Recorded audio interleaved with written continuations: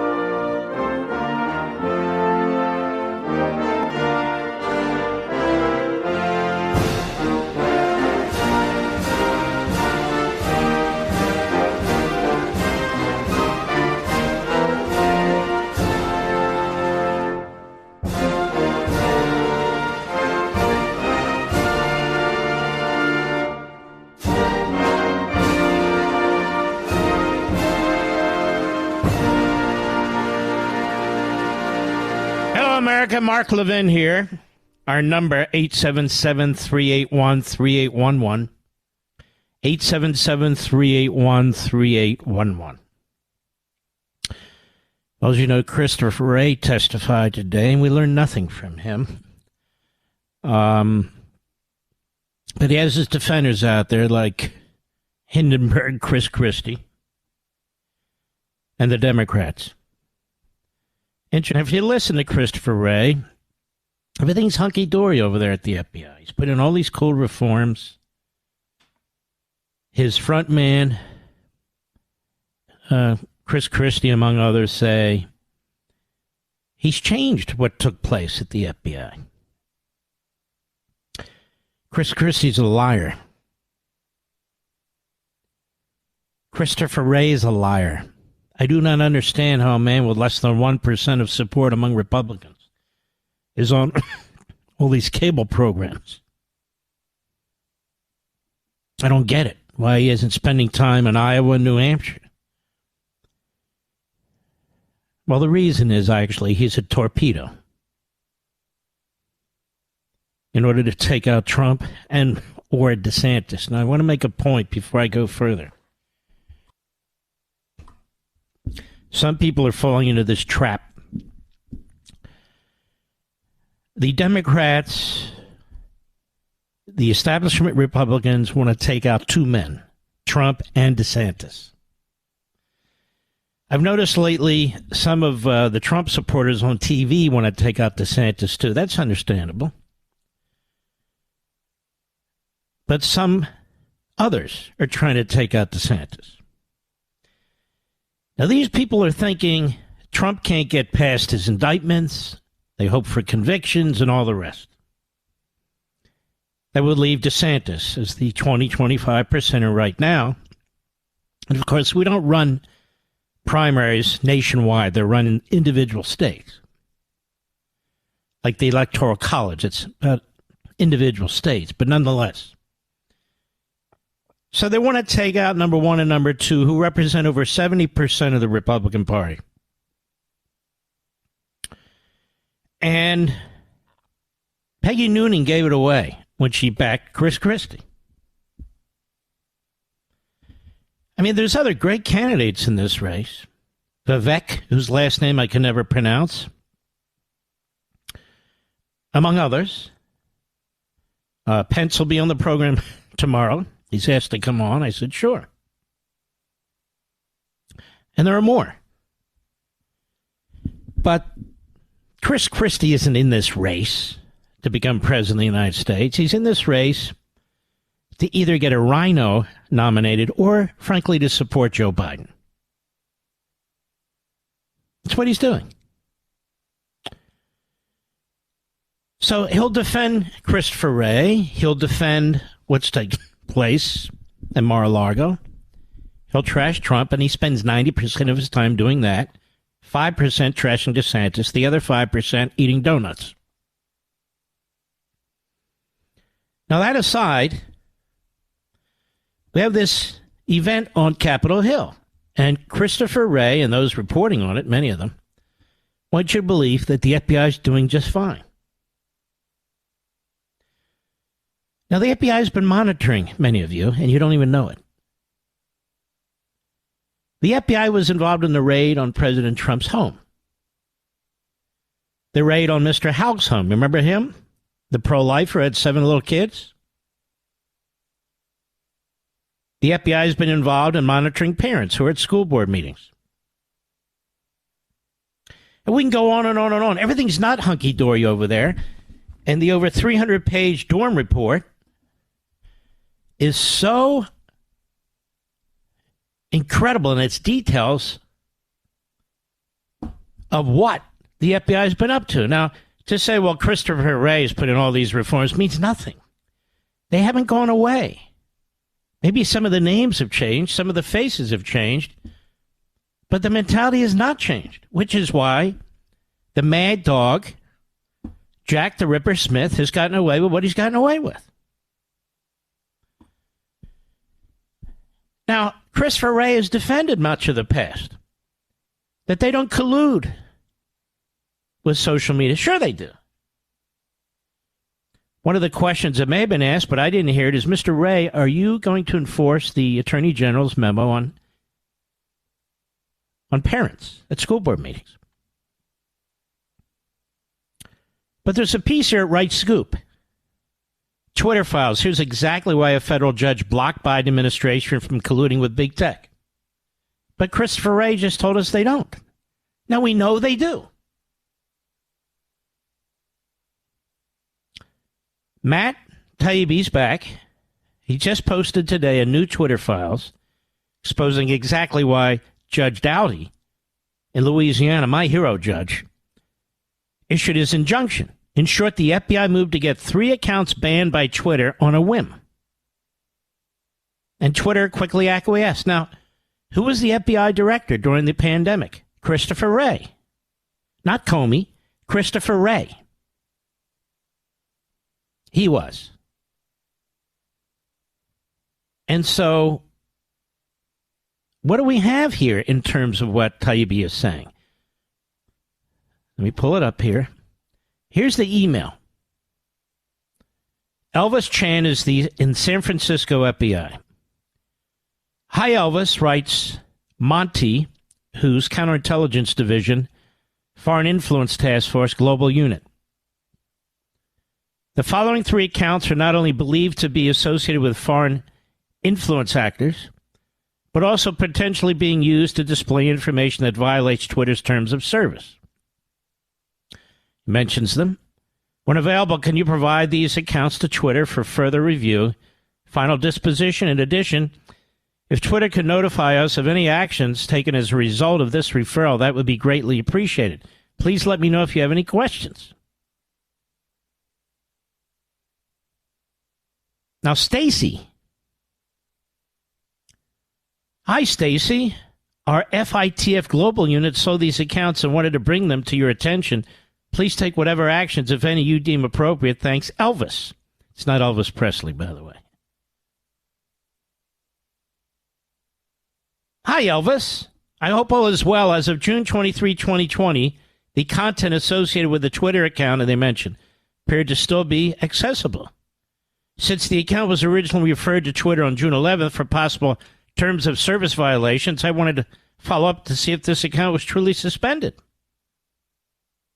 In addition, I also wanted to reach out to see if Twitter's investigation into the 3 accounts, one of them is the POTUS box, allowed them to identify any other linked accounts that were ultimately suspended due to their similar terms of service violations. From Y'all Roth over at Twitter. Thanks, Stacy. Hi, Elvis and team. Wanted to briefly follow up on this one following our review. First, I want to apologize for any confusion here. A tooling bug on our end resulted in one of the accounts not being correctly enrolled in our authenticity checks, which is why you saw it stay online even after the others came down. We fixed the issue. Well, what do we know about this? That neither the FBI nor Twitter knew if these accounts were actually malign, as Taibbi puts it. One of the three was from Canada. The FBI had no idea, neither did Twitter, but they suspended it anyway. And Taibbi says, is this sequence showing a censorship demand from a de facto superior or just a polite ask from a pal? You can judge for yourself. No, it's a demand by the FBI. 3 accounts taken out. They have no idea, none, if those accounts were problematic or not. We know that one was not. It was out of Canada. It was not fronting for any hostile regime. And then Christopher Wray says, oh, we don't do that. That's June 11, 2020. Christopher Wray was director of the FBI. Wasn't he? You want to check that, Mr. Producer? I'm pretty sure he was. June 11, 2020. But don't worry, there's no problems anymore. The FBI doesn't do that. And don't worry, Chris Christie says all's well. How would Chris Christie know anything? He wouldn't. But all is not well. You saw, your eyes were wide open, what the FBI and the Department of Justice did with Trump. Yes, Christopher Wray was the FBI director. Yeah, he came in 2017. Thank you, Rich. 2017. All this collusion that took place with Twitter and Facebook from mostly 2017, mid-2017 on, it was all on Christopher Wray's watch. But don't worry now, we've got it fully taken care of. 2020. All the collusion, all the attacks that took place, the FBI and so forth. Christopher Wray was director. I'm going to play some of this for you so you can hear some of this, among other things, because it's really quite remarkable.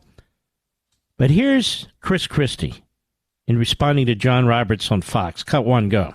What do you think of his tenure there? Has the FBI lost credibility? And do you believe that the reforms that Wray insists that he has implemented will fix the problems that the FBI has had in the last few years? I think they are starting to fix those problems. Really? And what are those reforms, big boy? What are they? Can you name 10 of them? Go ahead. About today. Look, I've known Chris for a long time. We worked together in the Bush Justice Department. That's all that matters. He worked with Wray in the Bush Justice Department, so Ray's a cool dude. That's all. Go ahead. 11 period, and he did an extraordinary job. And yeah, I did recommend him to President Trump, and I'm proud that I did. Those things that they were talking about today. Such a slob. Go ahead. Made this point over and over again are all things from when Jim Comey, Eric Holder. Hello, dummy. That's why I just went back. He was there in 2017. These things are not all Comey. They're not all Loretta Lynch. They're not all Holder. These are Christopher Wray. Christopher Wray was FBI director for 3 years when all these reforms went in place and all this conspiring and collusion took place with his agents, counterintelligence, among others, and Twitter, and no doubt the other platforms. Now what do you say there, big boy? Go ahead. Were in charge of the Justice Department before he got put in charge. He fired the entire. He's a propagandist, ladies and gentlemen. That's what he is. So he's regurgitating what Christopher Wray's opening statement said, and there he is on Fox as the special pleader for Christopher Wray, as he's the special pleader against Trump, and he's not just on Fox. He's on CNN. He's on ABC. He's all over the place. Guy's supposed to be running for president. Christopher Wray is not a bad apple in the sense that Comey is. Christopher Wray is a willing stooge. He's a willing stooge. He's happy to work with a corrupt attorney general, a corrupt special counsel, a corrupt administration. He's not there to expose any of it. None of his so-called reforms have fixed any of it. I'll be right back. Mark Levin.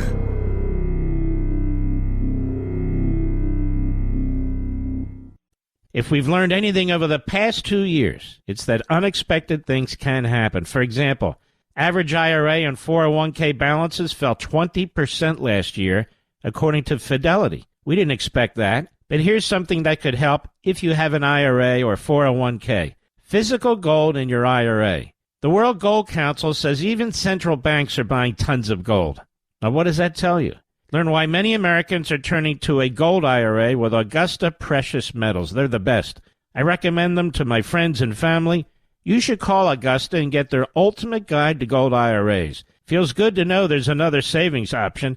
Diversity is the key. Call Augusta Precious Metals at 8774-GOLD-IRA. That's 8774-GOLD-IRA, 8774-GOLD-IRA. Consult your financial professionals before making investment decisions and get disclosures at AugustaPreciousMetals.com.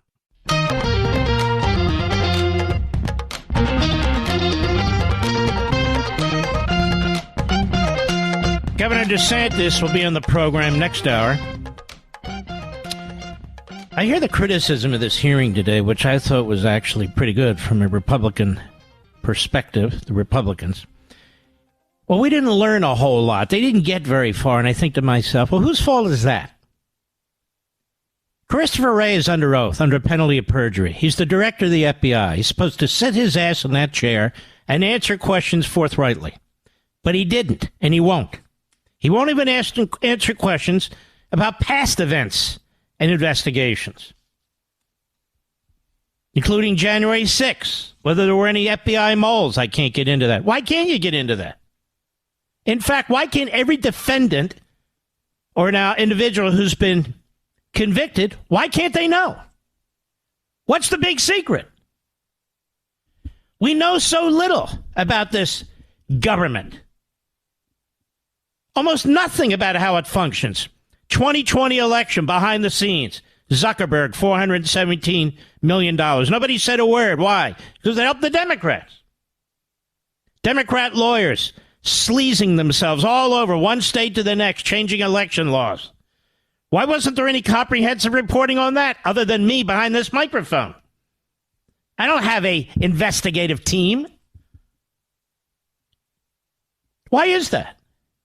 Tell me, how many harvested ballots were counted as opposed to regular ballots? We don't have the foggiest idea, and nobody wants to look. Don't look under the sheets. You won't like what you see, says Mrs. Christie to Mr. Anyway, that's just me. She's not a Karen, is she, Mr. Producer? Might be. You never know.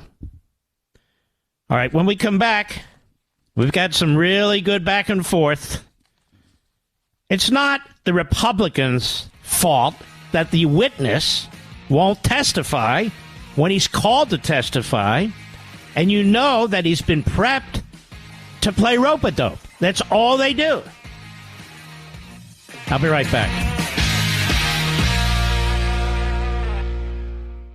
If we've learned anything over the past 2 years, it's that unexpected things can happen. For example, average IRA and 401k balances fell 20% last year, according to Fidelity. We didn't expect that, but here's something that could help if you have an IRA or 401k. Physical gold in your IRA. The World Gold Council says even central banks are buying tons of gold.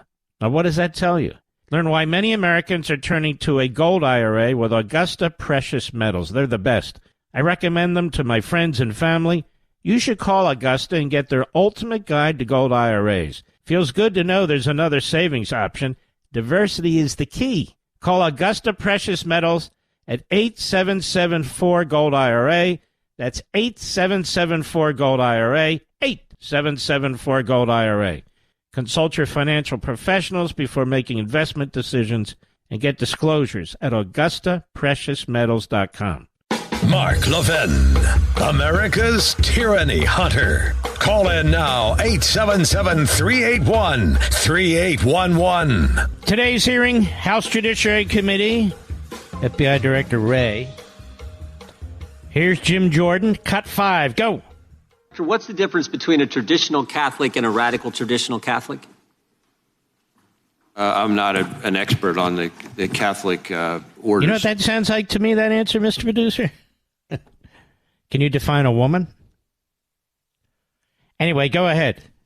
Wrote a memo talking about radical traditional Catholics. I'm just wondering if you could define it for us. Well, what I can tell you is you're referring to the Richmond product, which was a single product by a single field office, which as soon as I found out about it, I was aghast and ordered it withdrawn and removed from FBI systems. You were aghast, then why won't you let us talk to the people who put it together? We are working on finishing an internal review into what happened We have there. to wait. We, the Congress, and the American people have to wait until you do an internal review. It's not a criminal investigation going on here. An internal review before we can talk to the people who wrote this? When we finish our internal review, which will be very soon, we will come back idea how before many the Catholics committee in America? and to provide a briefing on what we found. Well, we appreciate the briefing, but we want to talk to the people who wrote it. Any idea how many Catholics there are in America, Director? No, sir. There's a lot, over 60 million. What percentage of those are radical traditional Catholics, according to the Richmond field office of the FBI? Again, that product is not something that I will defend or excuse. It's something that I thought was appalling. Stop a second. But it happened. And a lot of crap is happening in the FBI, despite all your reforms. That doesn't mean you're going to have a perfect record. But this is crazy stuff. This is a mentality that exists in your FBI, Mr. Director. And Jim Jordan asked you a perfectly legitimate question. You're doing an administrative review. Congress has a constitutional oversight, legislative responsibility. You're not even in the Constitution, let alone the FBI, let alone the Department of Justice. This is their obligation. And then you're going to give them a report? They don't want a report. They want direct testimony, under oath, under penalty of perjury, and you're obstructing it. You're not allowing it. Go ahead. That product, page 4 of that product. By the way, the copy you gave us, when can we get a copy that didn't have all these redactions on it so we can actually see what the American taxpayers were paying for to see their rights, their First Amendment religious liberty rights attacked? Let me just read from page 4. Provide new opportunities. Why are you redacting it? If you have to redact certain names of third parties who are innocent actors or not actors at all, that's fine. But what are you redacting it for? It's not even classified. In fact, it's not even part of an official investigation. It's a document that was created, a product. Don't you like the way it's a product? They came out of the Richmond office. Can we see the product? Sure. And there's black line after black line after black line. What's that all about? Can we talk to these individuals directly? I mean, we are Congress. No, we're doing an internal review. And after which we'll give you a report that you can look at. So who reports to whom around here? Who has oversight of what? Go ahead. Extremist threat through outreach to traditional Catholic parishes and the development of sources with the placement and access to report on places of worship. You know where they got some of this from? The Southern Poverty Law Center, which is a rat nest, in my view, of hate America types. A rat nest of frauds, phonies, and fools. Go ahead. Language for they're trying to put informants in the parish, in the church. That's what this memorandum said, Director, from one of your field offices. But Chris Christie said there's reform. Yeah, Mark, but you know what? What? He killed it as soon as he found out. Oh, okay, good. That fixes it. How many agents are there? 30,000? Something like that? 20,000? There's a lot. How much of this is going on? They don't have the foggiest idea. None. But they know they want more agents. They want a building the size of the Pentagon. They want it in North Virginia. Oh, yeah. Go ahead. Did it.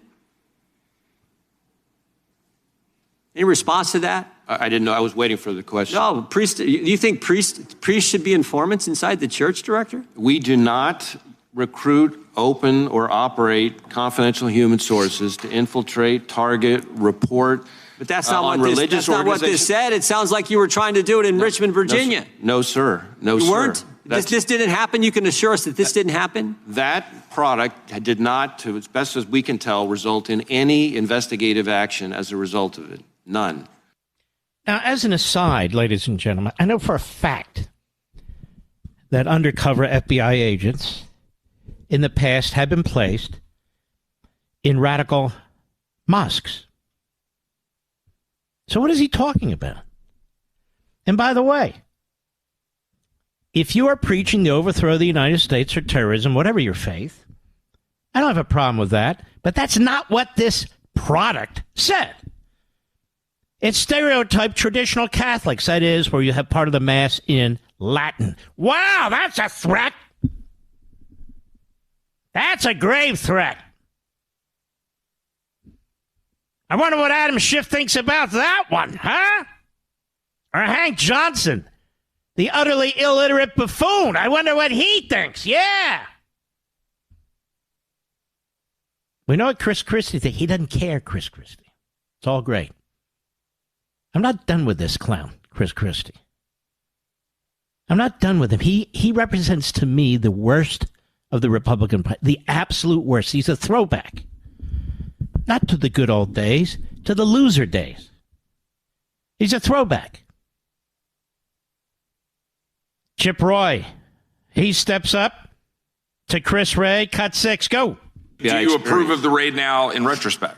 Do you think it was appropriate? It's talking about the raid on Mark Houck's house that we broke here with the help of a Christian publication.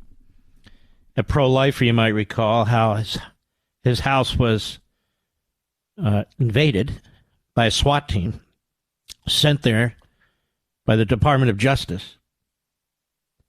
The man was completely innocent. He's found innocent.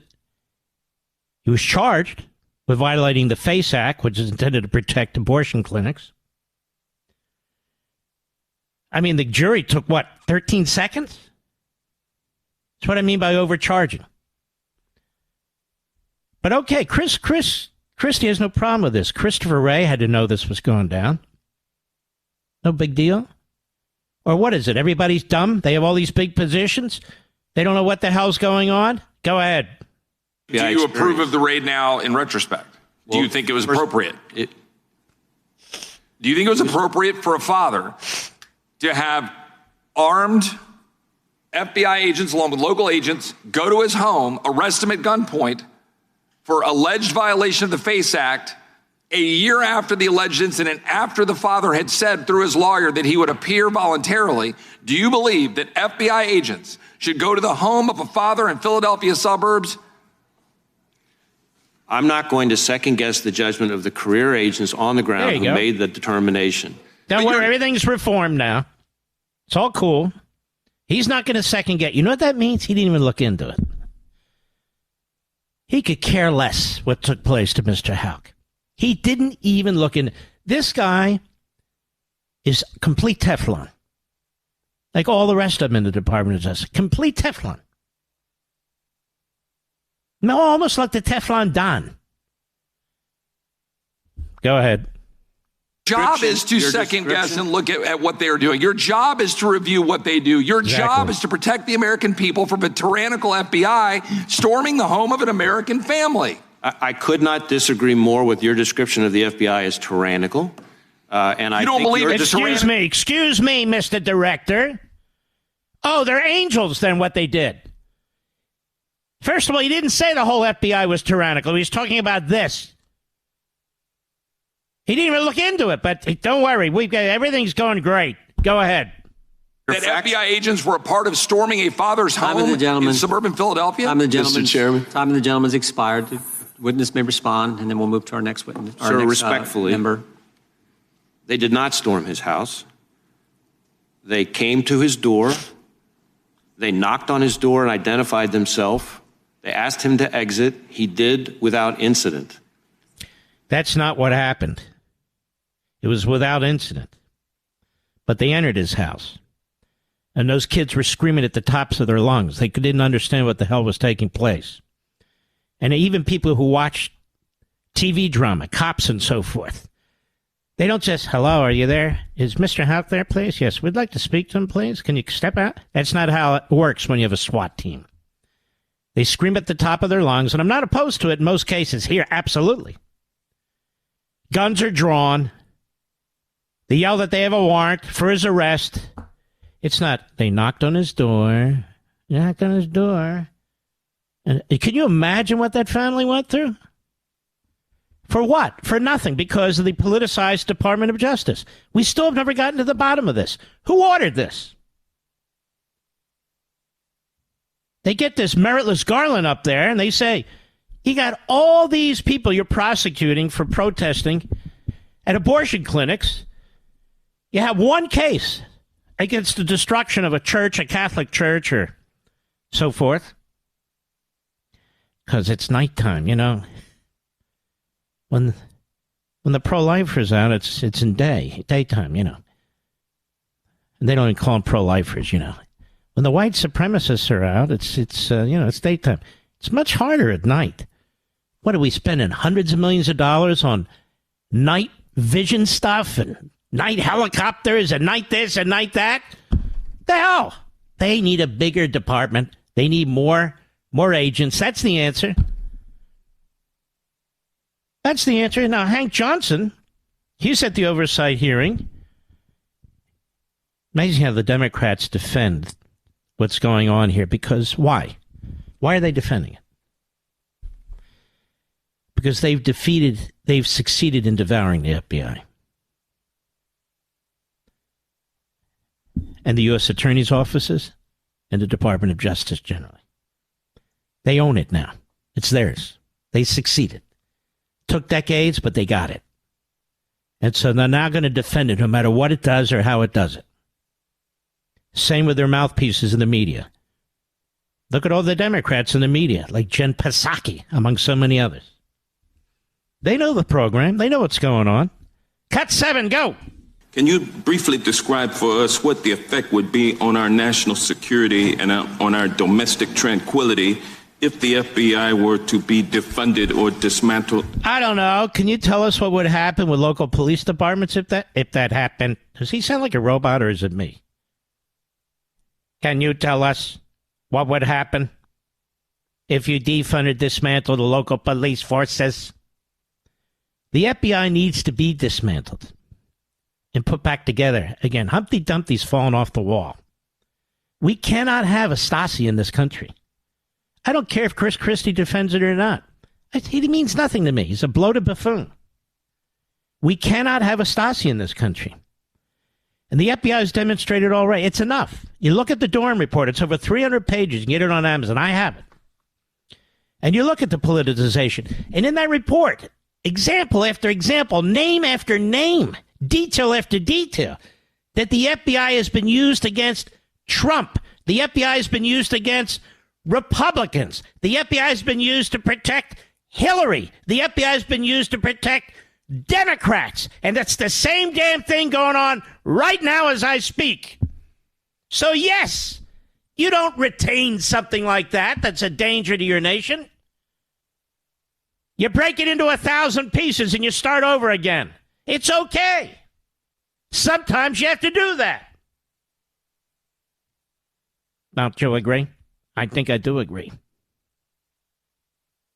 You know, ladies and gentlemen, Washington, D.C., some of it is built on a swamp. Did you know that, Mr. Producer? So I was waiting for Hank Johnson to say how many FBI agents would it take for part of Washington, D.C. to sink into the swamp? But he didn't say that. I'll be right back. Mark Levin.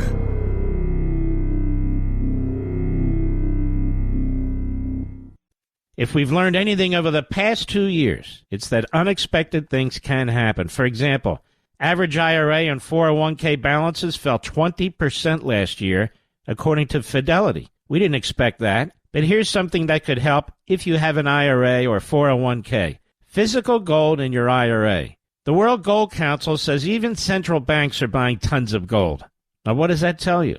Learn why many Americans are turning to a gold IRA with Augusta Precious Metals. They're the best. I recommend them to my friends and family. You should call Augusta and get their ultimate guide to gold IRAs. Feels good to know there's another savings option. Diversity is the key. Call Augusta Precious Metals at 8774-GOLD-IRA. That's 8774-GOLD-IRA, 8774-GOLD-IRA. Consult your financial professionals before making investment decisions and get disclosures at AugustaPreciousMetals.com.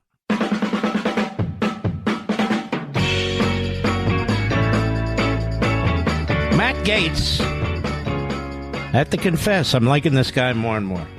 I am. Listen, I tell you when I have a view and when it might change or might not based on circumstances or substance or events and so forth. Here he is with Chris Wray at the House Oversight hearing today. Cut 9, go. I'm sitting here with my father. I will make certain that between the man sitting next to me and every person he knows and my ability to forever hold a grudge, that you will regret not following my direction. I am sitting here waiting for the call with my father. Sounds like a shakedown, doesn't it, Director?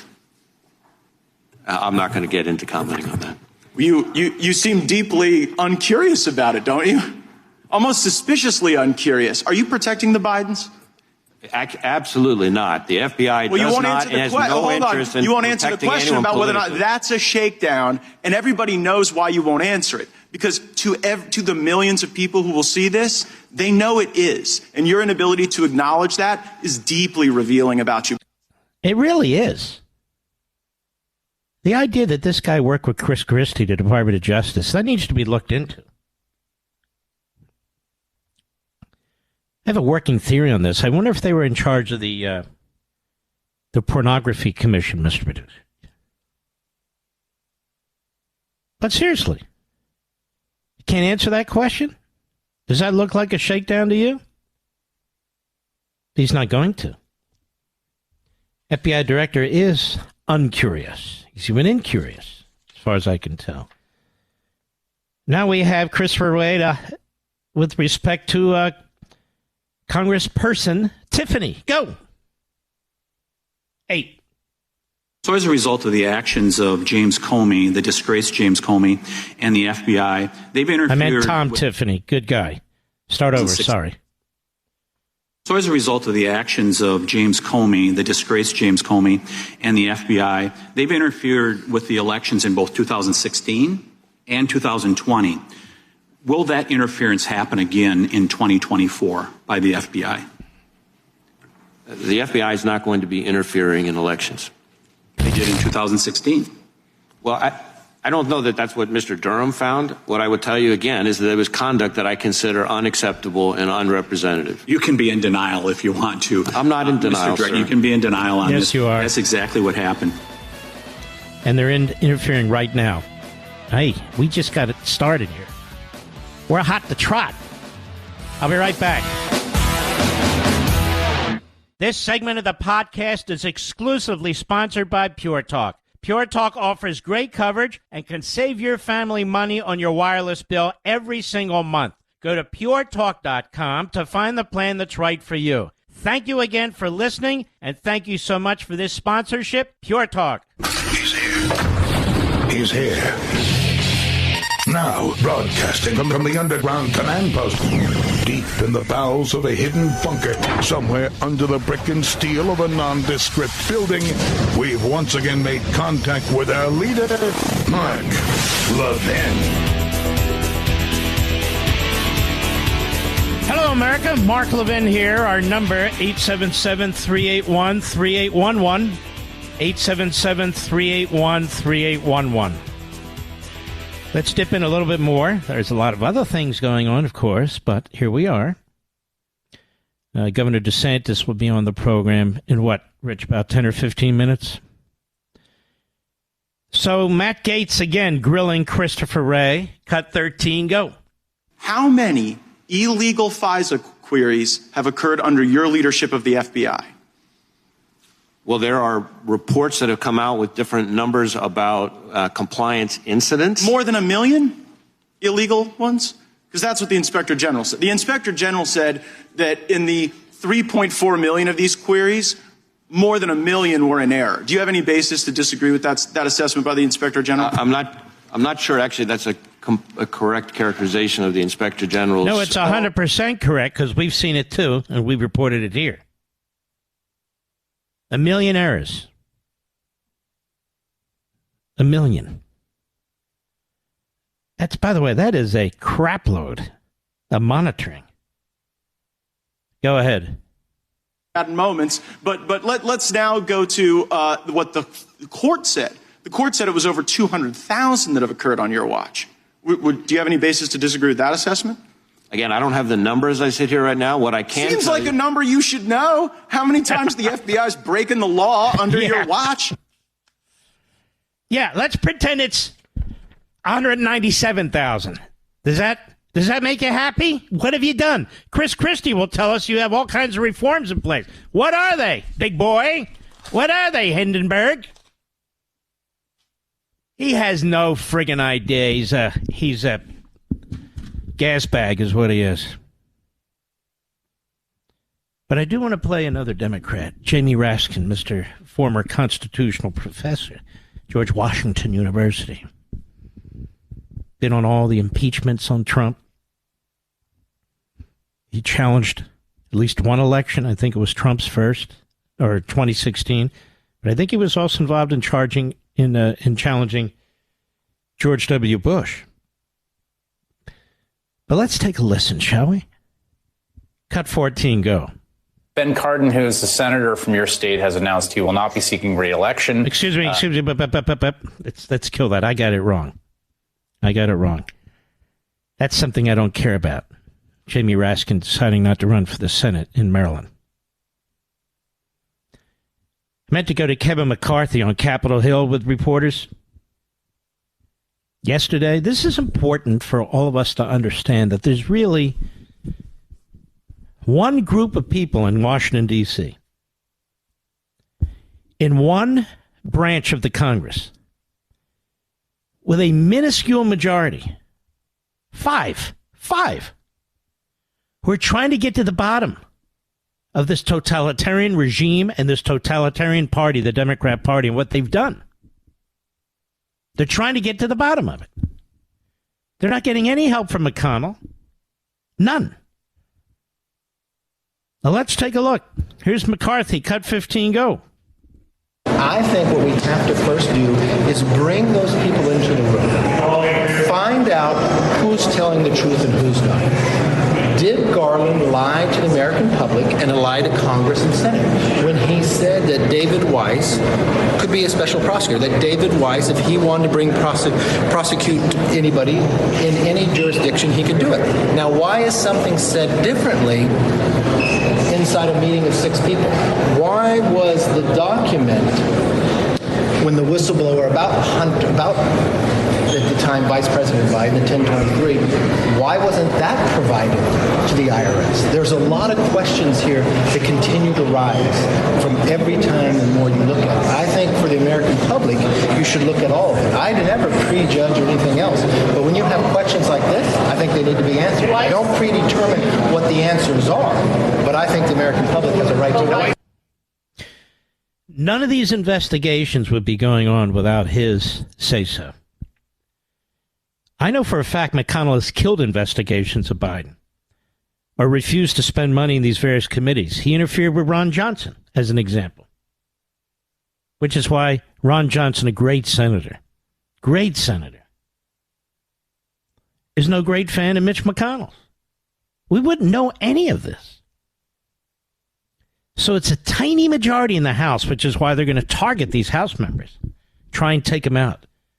You think they care about that Republican House member? What is his name? Out of New York.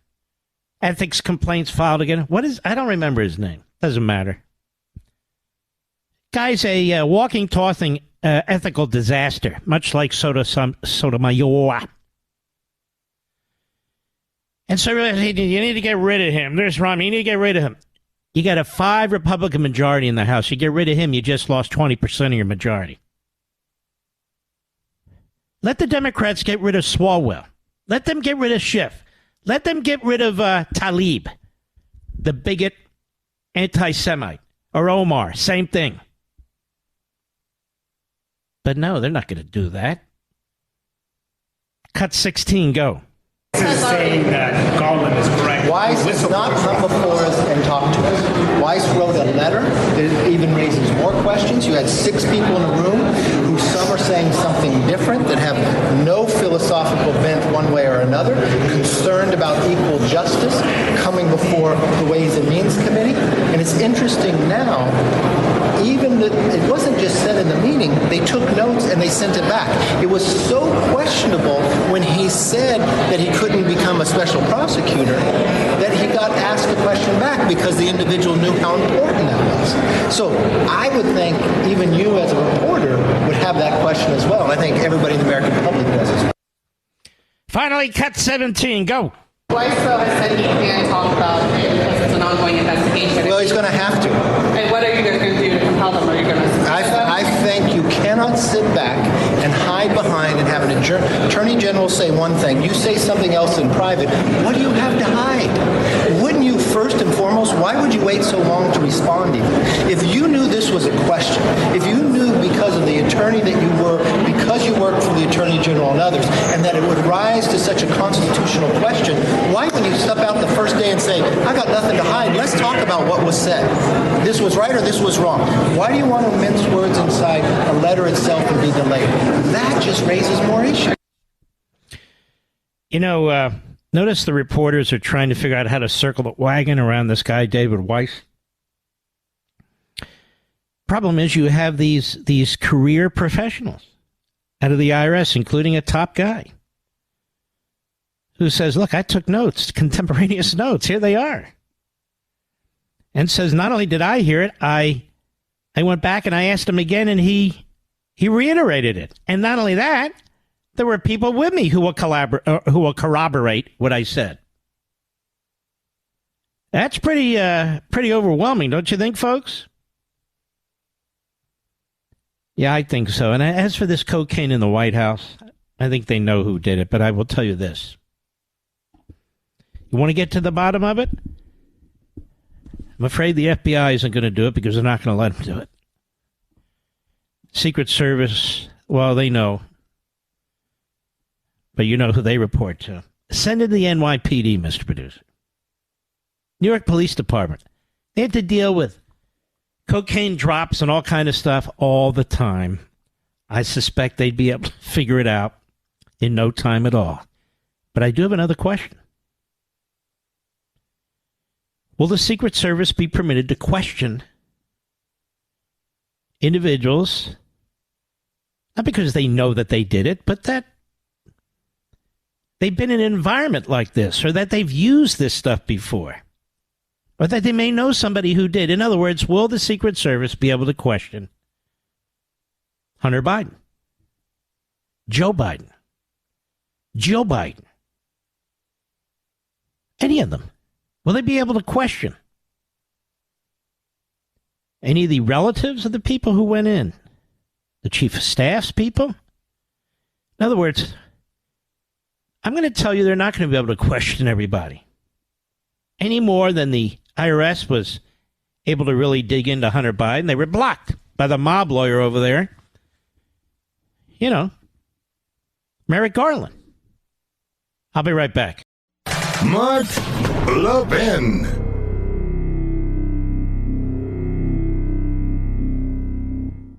You know what company's looking for you when they actually upgrade your service and don't charge you for it? This is great news, and for new and current Pure Talk customers. Pure Talk just added data to every plan and is including a mobile hotspot with each one, with no price increase whatsoever. Now, if you've considered Pure Talk before but haven't pulled the trigger, take a look again. Just $20 a month for unlimited talk, text, and now 50% more 5G data, plus mobile hotspot. Just $20 a month, folks. This is why I love Pure Talk. That also happens to be veteran-owned and only hires the best customer service team right here in America. Most families are saving almost $1,000 a year while enjoying the most dependable 5G network in America. Just go to puretalk.com and enter promo code Levin Podcast to make the switch to Pure Talk, and you'll save an additional 50% off your first month. Again, go to puretalk.com, enter promo code LEVIN Podcast. and make the switch to my cell phone company, Pure Talk, today.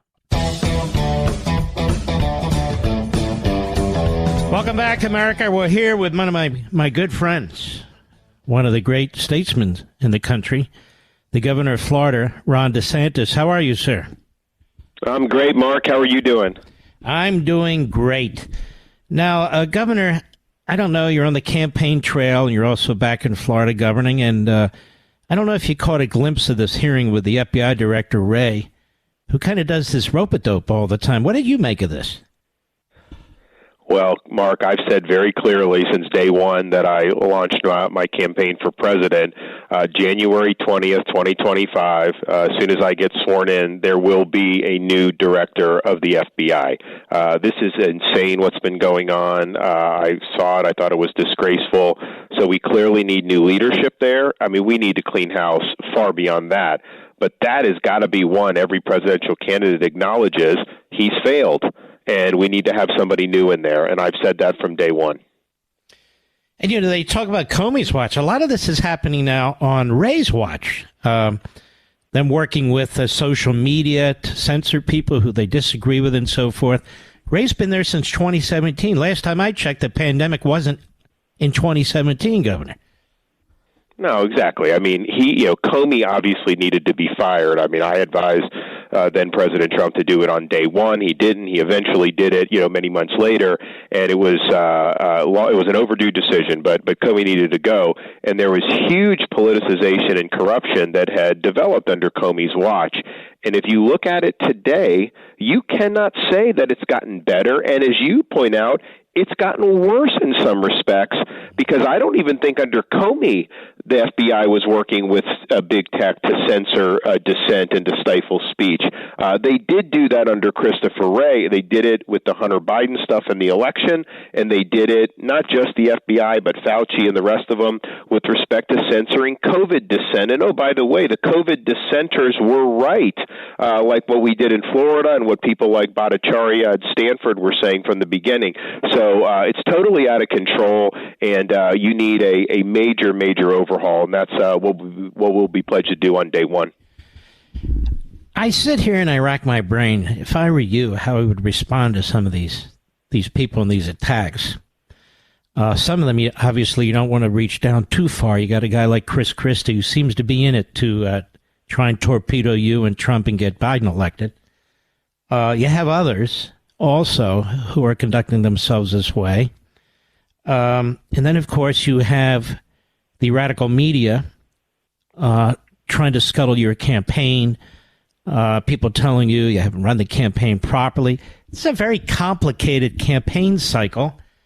And but you have the usual backstabbers coming out, no?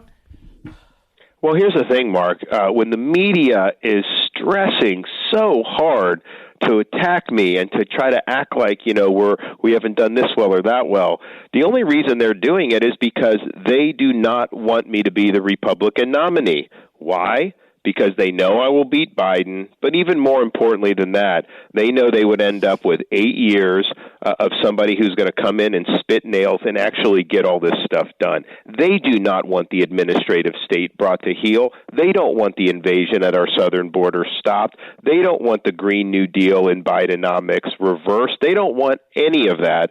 And so they understand. And a lot of times on some of these shows, they will be honest and say, we fear Governor DeSantis more than anybody. So that's what this is motivated for. And so, look, when this stuff happens, that's just part of the process.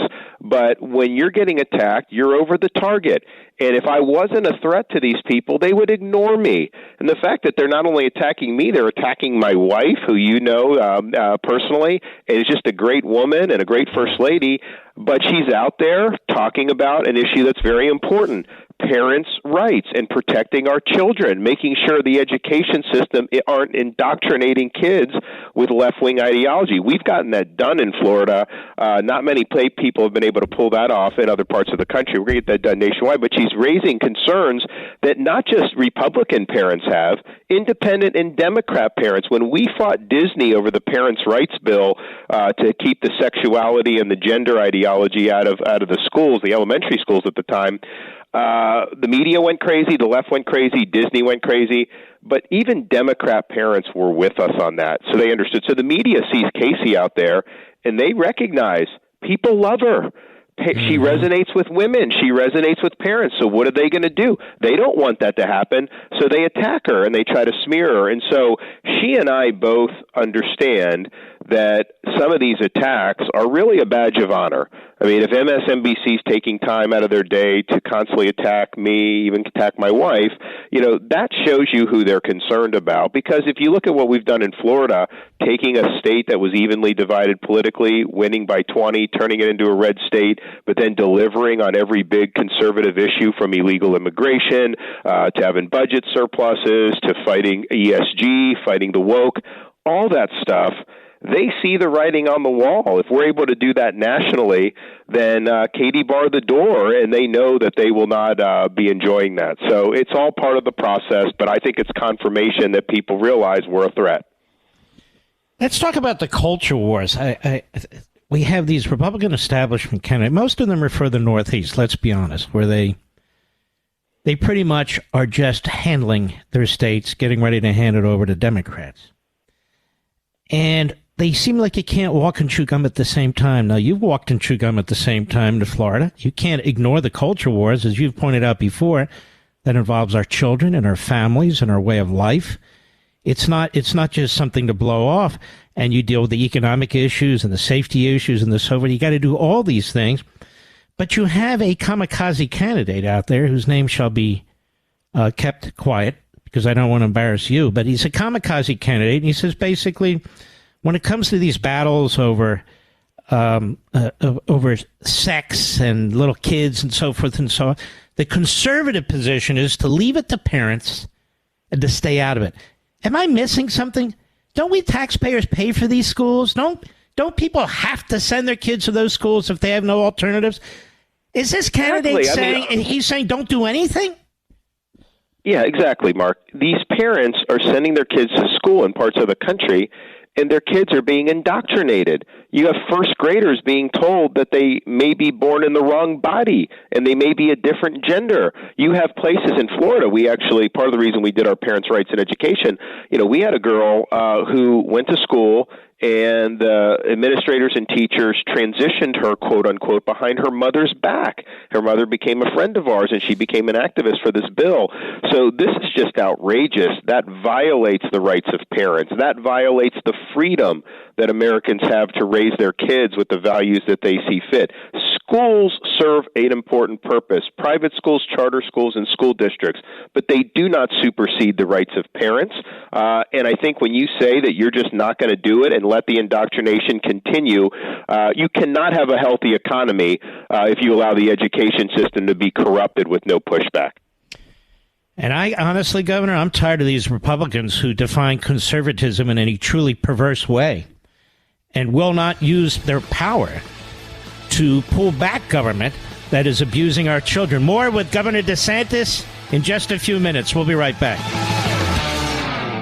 You know what company's looking for you when they actually upgrade your service and don't charge you for it? This is great news, and for new and current Pure Talk customers. Pure Talk just added data to every plan and is including a mobile hotspot with each one with no price increase whatsoever. Now, if you've considered Pure Talk before but haven't pulled the trigger, take a look again. Just $20 a month for unlimited talk, text, and now 50% more 5G data plus mobile hotspot. Just $20 a month, folks. This is why I love Pure Talk. That also happens to be veteran-owned and only hires the best customer service team right here in America. Most families are saving almost $1,000 a year while enjoying the most dependable 5G network in America. Just go to puretalk.com and enter promo code Levin Podcast to make the switch to Pure Talk, and you'll save an additional 50% off your first month. Again, go to puretalk.com, enter promo code LEVIN Podcast, and make the switch to my cell phone company, Pure Talk, today. Mark Levin, the thunder on the right. Call in now, 877-381-3811. We're back with Governor DeSantis, and as I've said many, many times, when you look at the field, everybody knows about Donald Trump. Everybody does not know about every other candidate in this race other than Ron DeSantis. Now, what do they know about Ron DeSantis? Because I call him America's governor. Every Republican outside of Florida wishes DeSantis was their governor. And I dragged my family and myself into Florida. I didn't really drag, Governor. I sprinted, actually, to take advantage of like a once-in-a-lifetime opportunity. And I'm not alone. I'm not alone. So when you're running, and then I got to hear from this guy from New Jersey who didn't change a damn thing, or I got to hear the guy from Arkansas, I don't even know what he's running for, and go on and on and on. It really is amazing to me. All right, let me ask you a question. The United States military, we are not meeting our recruiting numbers. It's an all-voluntary force. And they blame everything but what they're doing. What are they doing, Governor, that's preventing us from meeting our numbers? They are letting the institution be corrupted with social experimentation and woke ideology. Mark, I joined after 9/11. I had opportunities. I was a blue-collar kid growing up, minimum wage jobs. My parents worked hard, but I had never really made any money. I was kind of in a position to make some money. 9/11 happened. I was like, you know what? I got to serve. So I volunteered to serve, served in Iraq, did some other stuff, and you get a sense of pride being able to wear that flag on your uniform, being able to wear the cloth of your country, serving alongside fellow patriots. I think a lot of veterans feel that way, and yet now, for the first time in my life, veterans come up to me all the time, and they say, I don't know if I'd want my kids or grandkids joining today's military because of all the stuff that's going on. Recruiting is at a post-Vietnam low. When I was in Fallujah in the height of the Iraq War, we still had people willing to join the Marines and the Army, knowing they would get sent to Iraq, and they were still willing to serve. Now it's very difficult to get people to serve. They've driven off a lot of good warriors. Partially with this, I also think the vax mandates really hurt the military because it was totally unscientific and unjustifiable. So they lost good people from that. And so now you're in a situation, how are we going to be able to deter China from dominating the world if we don't have a fighting force that has high morale and that is really focused on the mission? So we're going to be doing an announcement on what we're going to be doing to combat that very soon. But at the end of the day, day one, Commander-in-Chief, we're going to rip all the politicization and all the Biden agenda out of the military, and we're going to restore it to its proper function. And morale will increase, and recruiting will increase as a result of that. You know, Governor, you're one of the few candidates, you might be the only candidate, who keeps warning about Iran, that Iran's on the precipice of having nuclear weapons, putting them on ICBMs, which will change the whole geopolitical nature of the world, let alone the region. You're banging the pots and pans on a fairly regular basis. Most are not. You can see that our ally Israel has to gear up and prepare for what may be a war. And the Biden administration, now 3 or 4 days in a row, Governor, has leaked stuff to Thomas Friedman, as you know, he's a reprobate, and others at the New York Times of all places, trashing the Netanyahu government and the Israelis. Shouldn't we be working with them to try and figure out how to deal with the Iranians? It's just outrageous. I mean, and it's all political.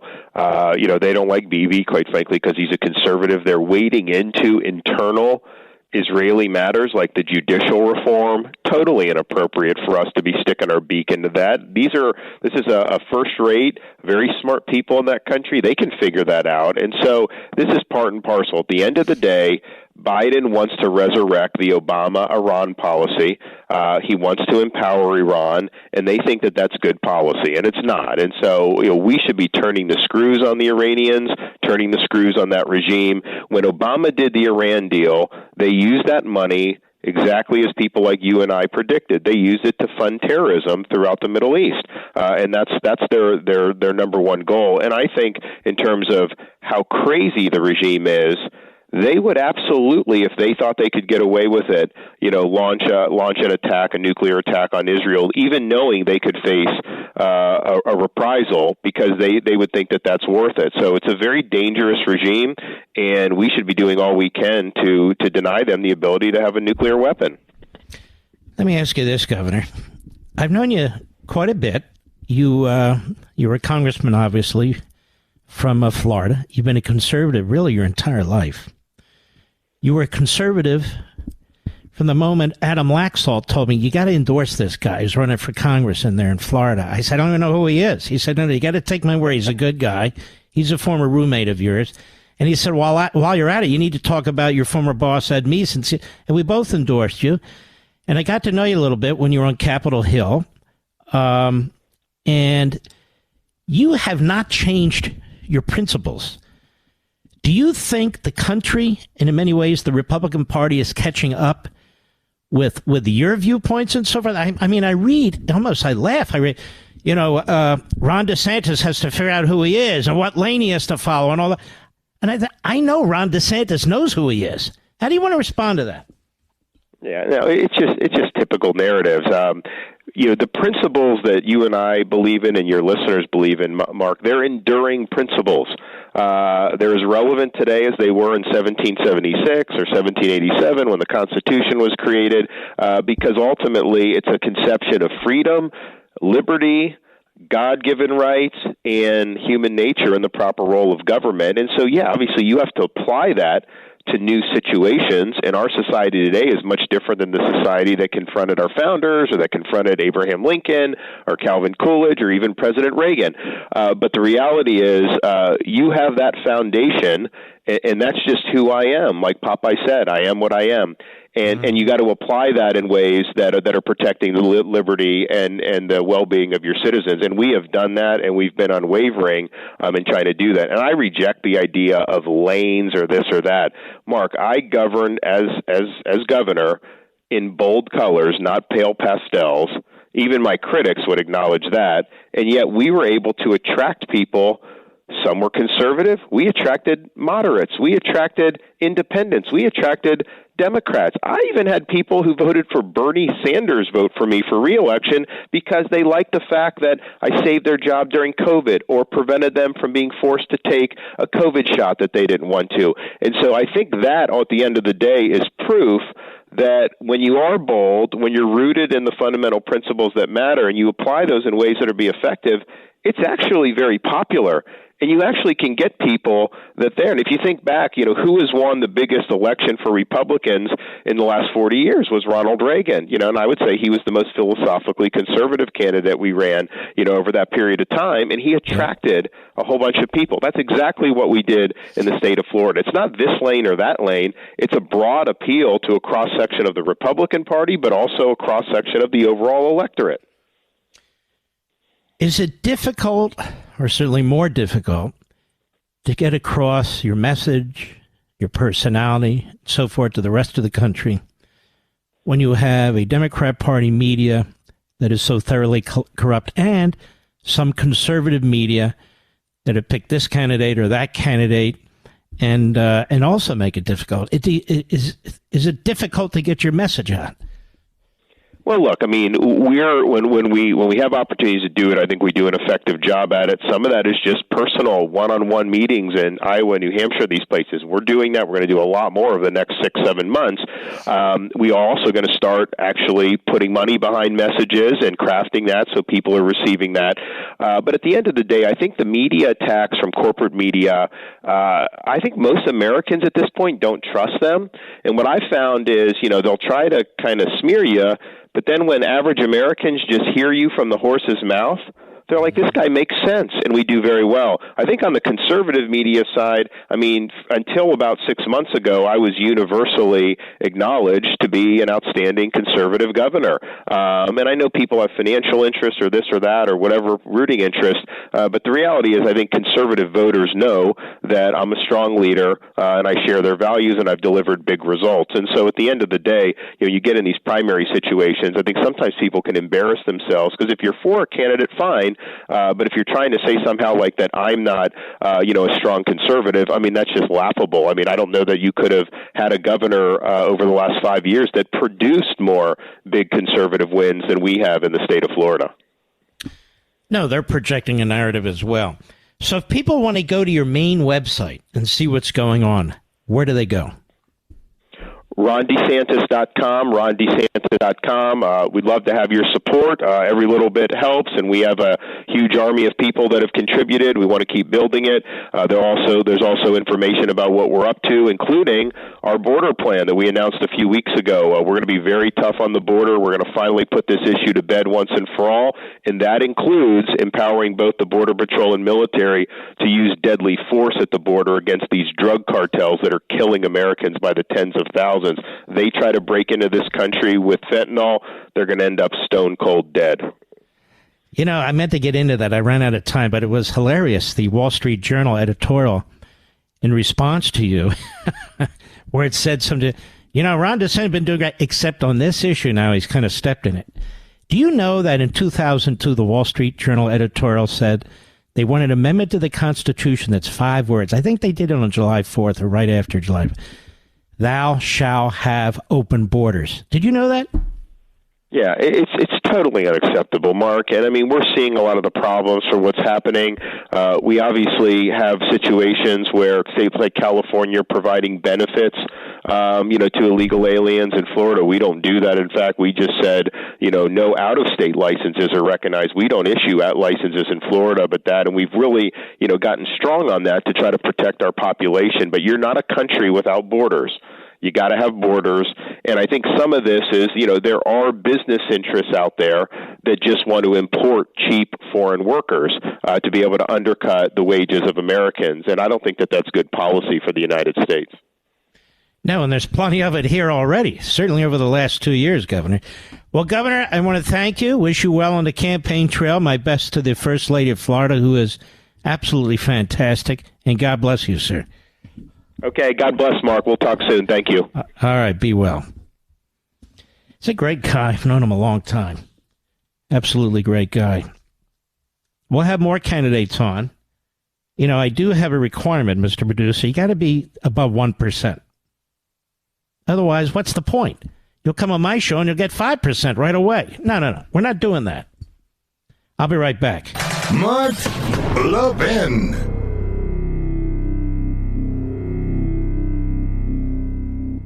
You know a company's looking for you when they actually upgrade your service and don't charge you for it? This is great news, and for new and current Pure Talk customers. Pure Talk just added data to every plan and is including a mobile hotspot with each one, with no price increase whatsoever. Now, if you've considered Pure Talk before but haven't pulled the trigger, take a look again. Just $20 a month for unlimited talk, text, and now 50% more 5G data, plus mobile hotspot. Just $20 a month, folks. This is why I love Pure Talk. That also happens to be veteran-owned and only hires the best customer service team right here in America. Most families are saving almost $1,000 a year while enjoying the most dependable 5G network in America. Just go to puretalk.com and enter promo code Levin Podcast to make the switch to Pure Talk, and you'll save an additional 50% off your first month. Again, go to puretalk.com, enter promo code LEVIN Podcast, and make the switch to my cell phone company, Pure Talk, today.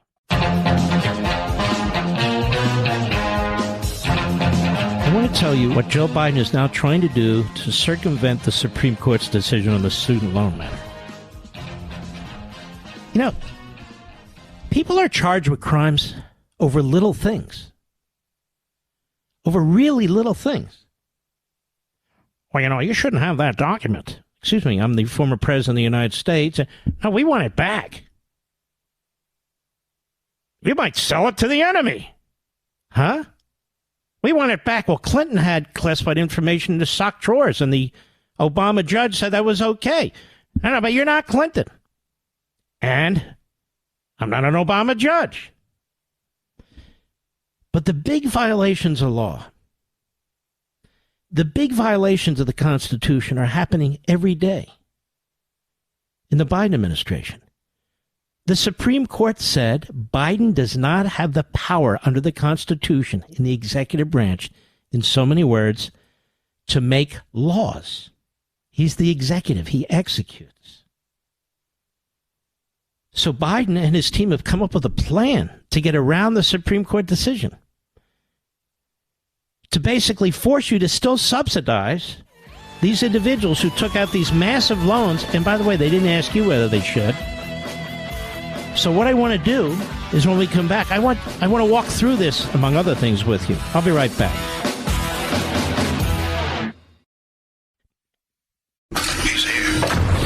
He's here. Now, broadcasting from the underground command post, deep in the bowels of a hidden bunker, somewhere under the brick and steel of a nondescript building, we've once again made contact with our leader, Mark Levin. Hello, America. Mark Levin here. Our number, 877-381-3811. 877-381-3811. Biden plan cuts student loan payments for millions to zero. Will it be the next court fight? So in other words, they go around the back door. They still don't have the constitutional authority to do this. And all they do is play catch me if you can. Because they know how long it takes to get a case before the Supreme Court, and whether the court even wants to take this up again would be a big question. But in the meantime, what's going on here, ladies and gentlemen, is brazen. They are stealing your tax money to buy votes.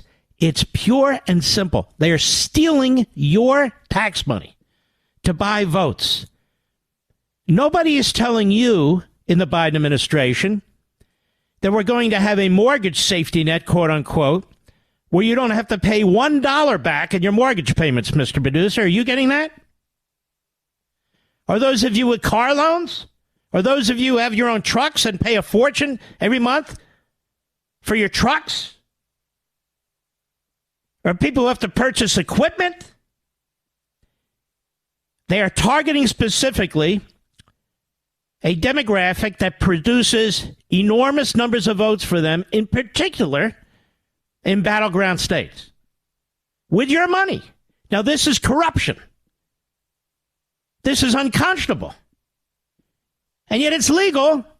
That is, it's not a crime, even though it's unconstitutional. And this is what the Democrats do. They're turning us into a crap country. Joe Biden has spent the last week attacking the state of Israel and Netanyahu over judicial reforms because they have a Supreme Court in Israel that's like the old Stalinist Politburo and even thinks like it. It's in every aspect of the civil society there, every aspect of the culture, every aspect of national security. There's no boundaries for this court because they don't have a constitution in Israel. They have what they call basic laws. And guess who decides what the basic laws are? The court. Guess who decides who sits on the court when there's a retirement? The court and their equivalent of the ABA. It's an incestuous, tyrannical situation. It undermines their democracy there, their parliamentary system with the Knesset. And so when the conservatives win, just like here in this country, they lose. Because they're blocked virtually on every path by this court. Because they seize power, 15 of them. Now we have a court. Joe Biden likes the court in Israel. He likes the radical left Marxist court in Israel. So he wants to protect it. He's literally interfering in the domestic affairs of another country. He and his State Department, and the Democrats always use the White House and the State Department to trash the Jews. I'm just being honest. These Jews are in Israel. Now, they like Jews who come to them on their knees, as Menachem Begin refused to do. They like those kinds of Jews. In fact, they like those kinds of Gentiles. But in Netanyahu, they're not going to get it. So he interferes in the reforms of the judicial system in Israel, which has absolutely nothing to do with us. Zero.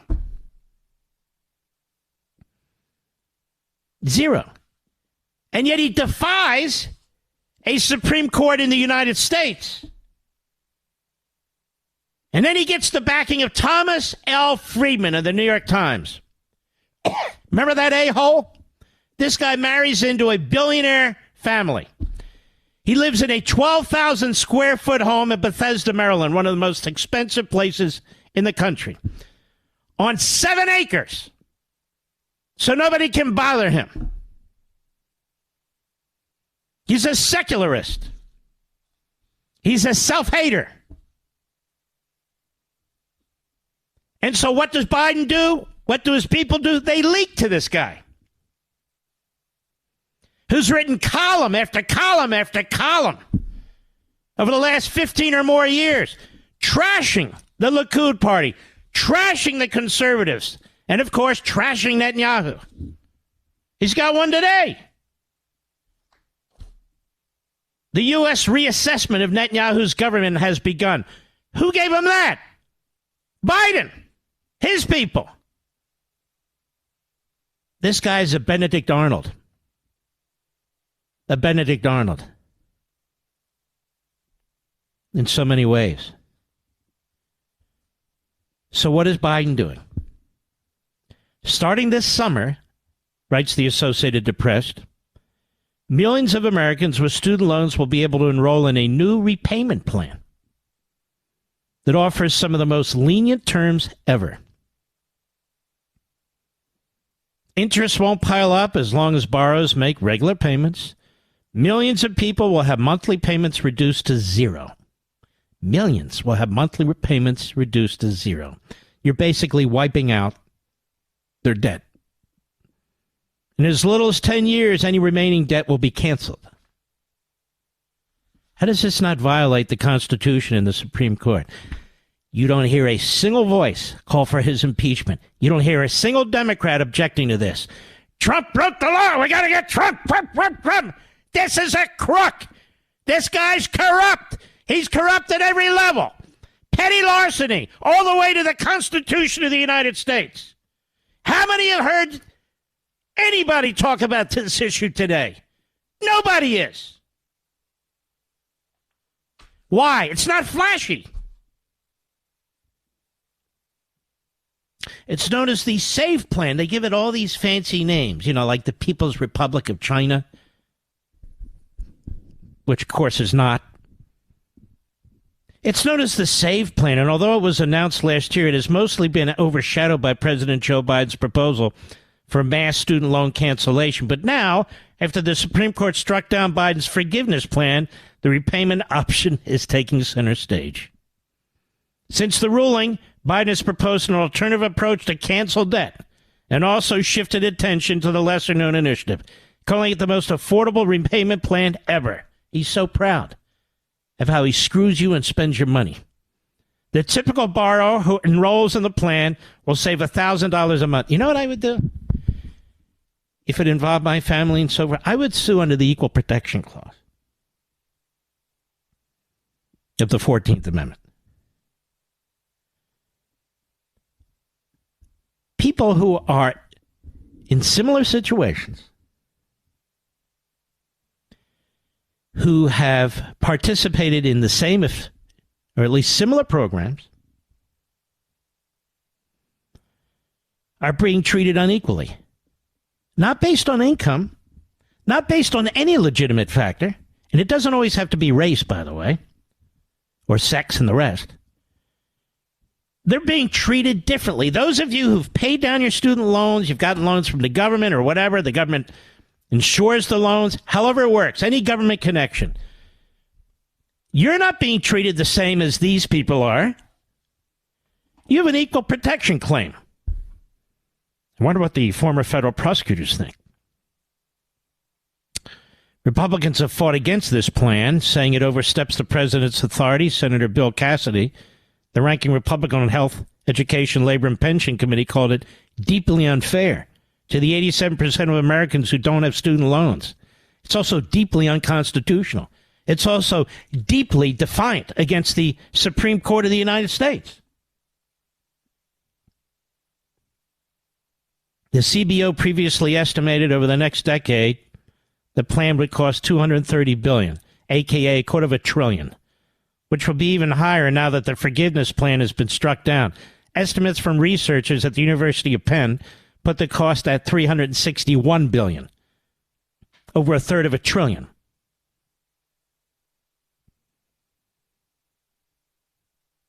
Yeah, that needs to be challenged because this is unbelievable. Absolutely unbelievable. I mean, all right. We move along. I'll be right back. Mark Levin.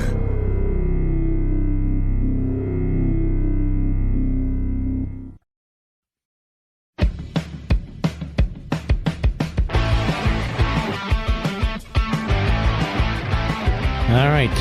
Computer froze at exactly the wrong time here, trying to get into this. Anyway, they leaked this story to Thomas Friedman.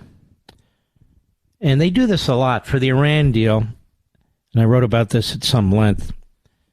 The Obama people were leaking all over to the media, and they were gobbling up about how Iran had a moderate president now, and they knew it was a lie, but they read it anyway. The story behind Thomas Friedman has been alive for a long time. You might recall Rush used to mock him as Thomas L. Friedman. But commentary back in 1990, 23 years ago, had this guy's number. It's a letter to the magazine From Brandeis to Jerusalem. This is going to be read in part by me to you just to show you how corrupt the media really are, including how intellectually corrupt Friedman is. In his review of Thomas Friedman's From Beirut to Jerusalem, Daniel Pipes properly chastises Friedman for his superficial, even misguided, illusions about Israel. But beneath these apparently innocent illusions is the autobiographical myth of Thomas Friedman. He's a fraud. Abetted by credulous colleagues who have swallowed his autobiographical pronouncements whole, Friedman has created a myth of personal disillusionment with Israel that is designed to lend credibility to his indictment of the Jewish state and, not incidentally, to conceal its ideological sources. As Friedman writes and frequently reiterates, his is the story of, quote, a Jew who was raised on all the myths about Israel, who goes to Jerusalem in the 1980s and discovers that it isn't the summer camp of his youth. Gullible interviewers have embellished the tale, one of them breathlessly, anticipating Friedman's third Pulitzer Prize, listened deferentially to Friedman's recount his much deeper identification with Israel after the Six-Day War, as the Jewish state became a symbol of my own identity, he said. Friedman's faith in Israel's moral rectitude endured, he claimed, until his, quote, experiences as a reporter in the Middle East finally undermined it 15 years later. Now you know why he writes for the New York Times. Then, according to another interviewer who was fascinated by his lost illusion, Friedman experienced a remarkable transformation, indeed a personal crisis. He watched in Israel he had deeply believed in, while in high school and college, recede from gilded, heroic, mythological shadows of bleak reality. In fact, Friedman had invented at least the timing of his conversion story while remaining silent about the indisputable evidence of his own political bias that long antedated his journalistic career. If he actually did plunge into a gush mine of crisis and transformation, it occurred well before he went to the Middle East as a reporter. Friedman's adolescent infatuation with Israel was distinguished by its brevity, although Daniel Pipes accurately detects traces of it still. By the time Friedman graduated from Brandeis University, radical left, in 1975, he was already expressing sympathy with the Palestinian national cause, offering apologies for the PLO terrorism, and identifying with Breria, this single organization so reflexively critical of Israel that it quickly became a pariah group within the American Jewish community. This shows you how radical left this guy Friedman is, and his contempt for Israel is consistent with the history of the New York Times. And I'm just telling this. The New York Times, for most of its history, owned by Jews, self-haters. Thomas Friedman, same thing in my view. During his final year in Brandeis, after returning from a summer of study in Cairo, Friedman belonged to the steering committee of a self-styled, quote, Middle East peace group, vigorously opposed the mounting storm of protest among American Jews to be expressed in a rally against terror, over Yasser Arafat's impending appearance before the United Nations General Assembly. He opposed the protests against Arafat. In November 1974, on the day before Arafat's infamous declaration that Zionism is racist, delivered while brandishing a pistol on his hip, the so-called peace group published a statement in the Brandeis Justice, co-signed by, you bet, Thomas Friedman, called for Israel to negotiate with all factions of the Palestinians, quote-unquote, including the terrorist group PLO, and stated that the issue of Palestinian self-determination, quote-unquote, a standard euphemism or Palestinian state, was, quote, one of the central issues blocking peace in the Middle East. And by the way, you notice how Trump rejected all this crap? You notice how he rejected it? Pompeo rejected it. David Friedman rejected it. All of them rejected it. And they made peace with 5 Arab states, Muslim Arab states. And you know who was involved in that on the Israel side? Netanyahu.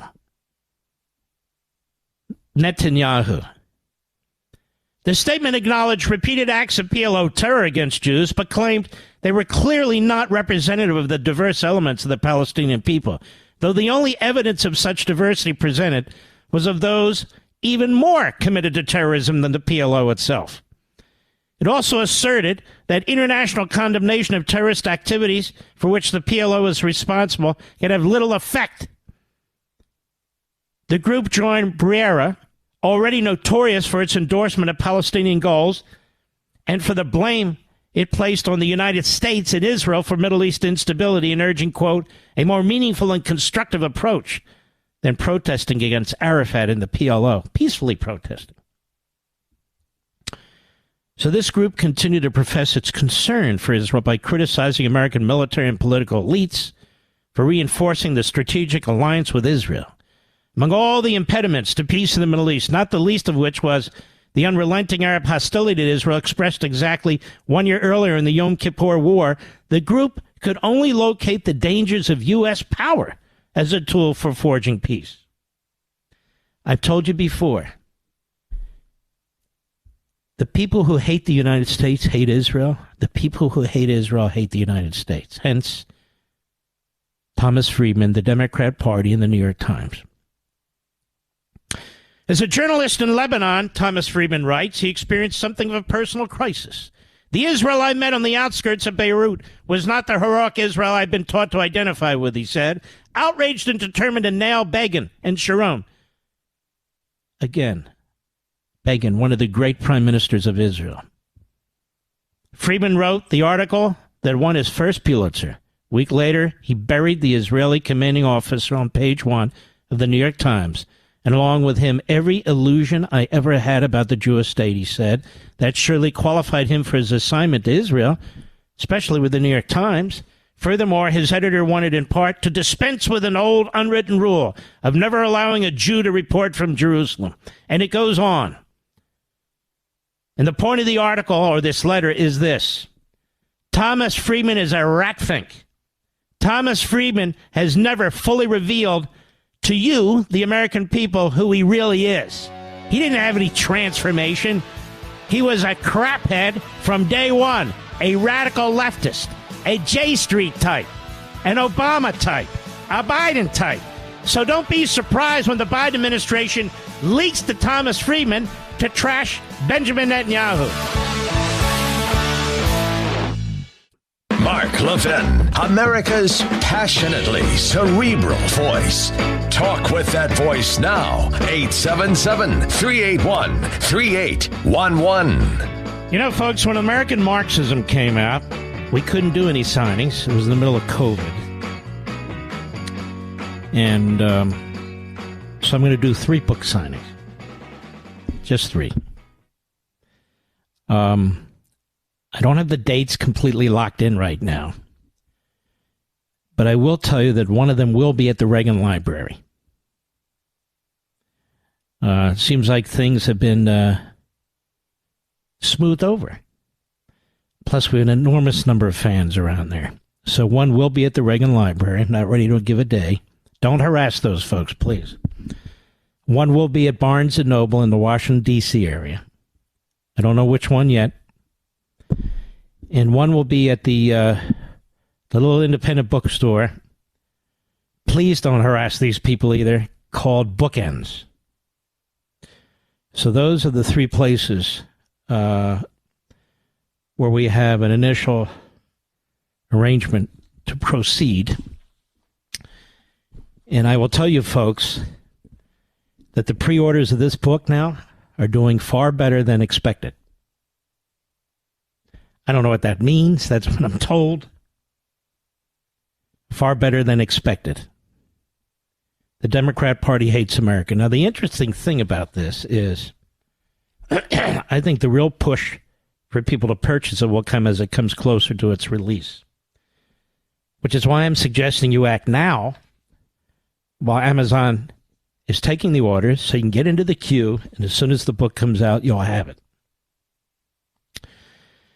I think the longest book I've ever written is less than 300 pages, Mr. Producer, with notes in the back. This book's approximately 400 pages.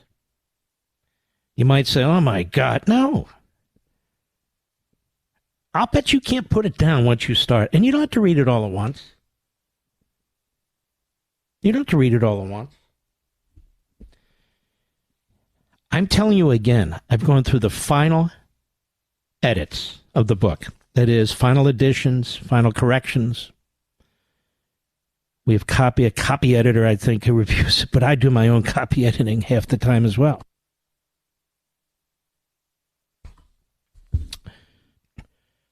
I've done it with my other books, too. But you know what's interesting? When you get around to the third or fourth time of reading your own book, it's monotonous. And yet, for me, this is not monotonous. I wrote the book, and every time I go through a certain chapter, I say, wow, I found that. Wow, I did that. Let me add a little here. Let me add a little there, which is driving the publisher nuts, by the way. So we're ready to go. Just have another 4 or 5 days. This has been a very, very long project. And I'm very, very proud of it. And I'm always proud to put my name on my book because I wrote it. Nobody else wrote it. Every damn word in that book comes from me, or I'm quoting somebody else. And I just want you to take advantage of the opportunity right now on Amazon, which is 40% off, to jump in. Order your copies. Maybe you have special events coming up. It could even be 4 or 5 months from now. But certainly, after Labor Day, we're hitting the ground running. And there's a lot of things that are going to happen between now and then. That is September 19th. And you'll say, so your book will be out. No, this book, you'll see how it's written. This book will never be old. I suspect this is the book that will be attached to my name, even more than Liberty and Tyranny and American Marxism. And I would argue those are great books. You love them. We sold a combined 3 million copies in all forms. Will there be audio of this book? Yes. Yes. I will read the first chapter, which is a very long chapter, and the epilogue, the last chapter. You know I can't read the whole thing out loud. I just don't have the lung capacity for it anymore. I just can't do it. But even the production people in the audio said, we're going to need 2 days to do the first chapter. It's a long chapter. I said, let's do it, baby. I'm so excited about this.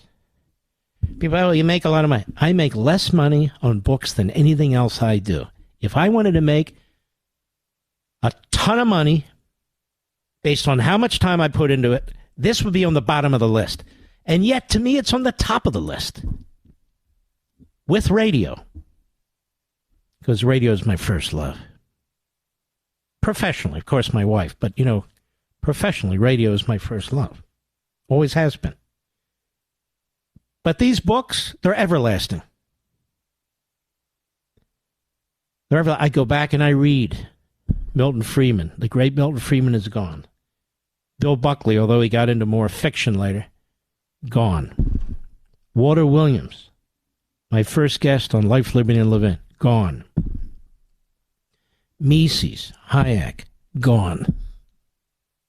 So many others. Once you start down this path, it's impossible to complete it. So for us, who are not flesh and blood of these people, they live through their books. You have philosophers who wrote more than hundreds of years ago. You have Plato, you have Aristotle, you have Cicero, and so many others. They're remembered for what they wrote. For what they wrote. People still quote them today. I'm not talking about me. I'm talking about them. People still quote them today. If this book is effective and lasting for the next 4 or 5 years, we will have succeeded. And you'll know when you read it what I'm talking about. We have 150 years, and especially the last 100 years, of layer after layer of varnished bullcrap on top of the Democrat Party. They control most of the historians, most of the authors, the vast majority of the media and the columnists, academia, and so they've rewritten their own history. And they're rewriting their own present-day activities, and they're rewriting already the future.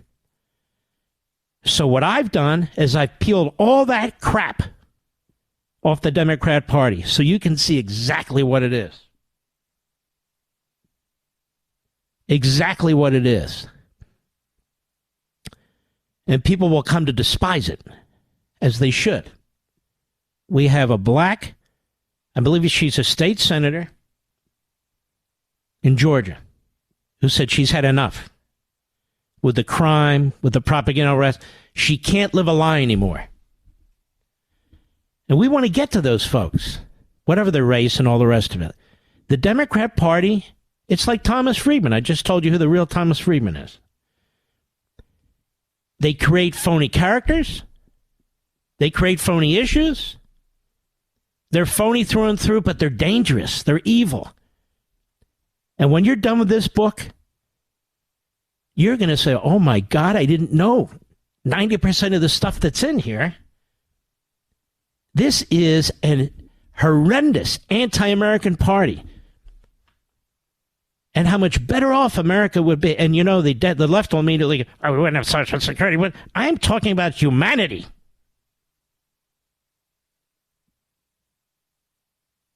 That this party was responsible for the Civil War. It takes none of the blame. Running around talking about reparations like they had no role in this. This party was responsible for 100 years of segregation after the Civil War. This party was responsible for blocking federal legislation outlawing lynching. This party, the Democrat Party, was responsible for preventing Jews who were trying to escape Nazi Germany legally from entering the country.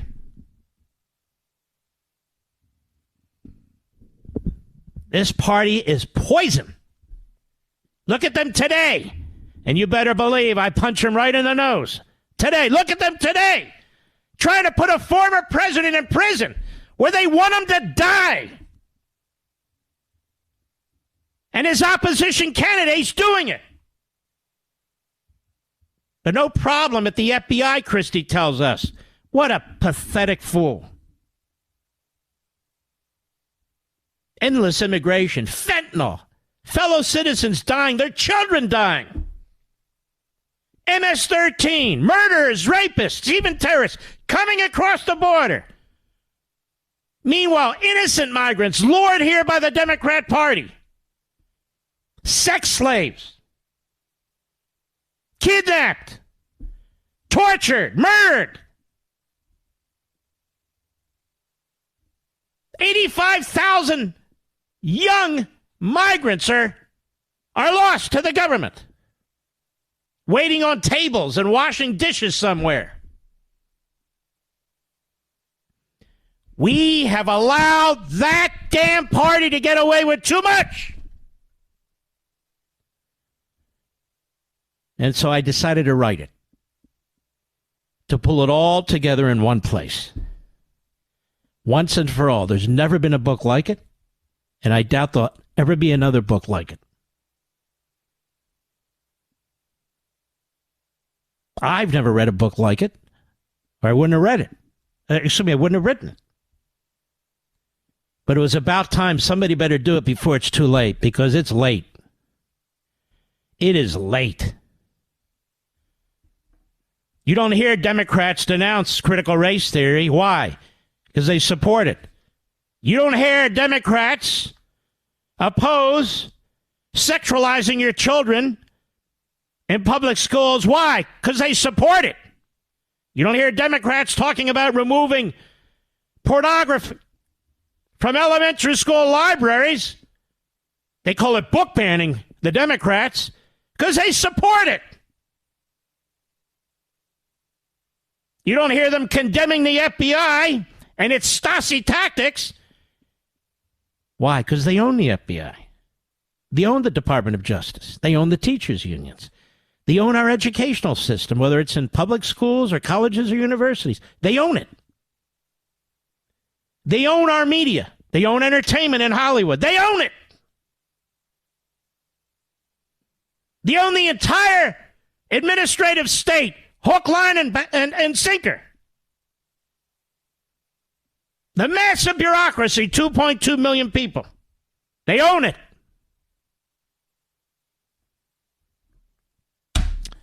You cannot discuss, challenge, or condemn what's going on in this country without understanding that the Democrat Party is the Leviathan. It's everywhere. Because it's not a political party. It is a state party, like the Communist Party in China is the state party. Like Putin's fascist party in Russia. It's the state party. Like the Communist Party in Cuba, Venezuela. The state party. You and I are outliers.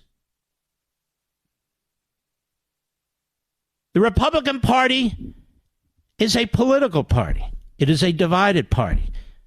We have more backstabbers in the Republican Party than you can imagine. You don't see it in the Democrat Party. Oh, of course, there's an outlier there and here and there, you know. A Maoist arguing with a Leninist arguing with a Stalinist arguing with a Trotsky. It's irrelevant. You really need to grab your copies now. Get in the queue. Get it at 40% off. Get it on day one. I'm very passionate about this, but also cerebral. I'll be right back. Mark Levin.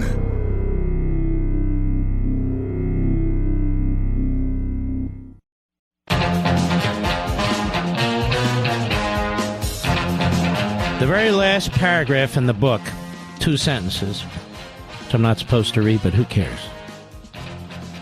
The Democrat Party stands for the relentless pursuit of power. America was founded, though, on the principle of individual and human liberty. If the Democrat Party succeeds, the American experiment will have failed. That's the last paragraph. There's a lot more information that leads up to that paragraph on what I think we need to do about this. So they'll come gunning for me, and that's perfectly fine by me. But I need my Levinites, my army of patriots behind me, which means you need to read it and have it. And this book is for you. It's not for me. I already wrote it. It's for you. And I write these books for you. Like I say, I don't have to write them for myself, although I learn a hell of a lot along the way. And I'm very proud of you because you're one of the few audiences that actually get engaged enough. In many respects, the publishing industry is dead, but not with you. Not here. And I want to encourage you, after listening to my sign-off, head over to Amazon. We're number 80 on Amazon. There's a lot of kiddie books and fiction books there. Let's drive it back up into the top 10. You can do this and get your 40% discount and be poised for the release date because it's so very, very important. I want to thank all you heroes out there, and that includes you fantastic people in my audience. God bless each and every one of you. I'll see you tomorrow.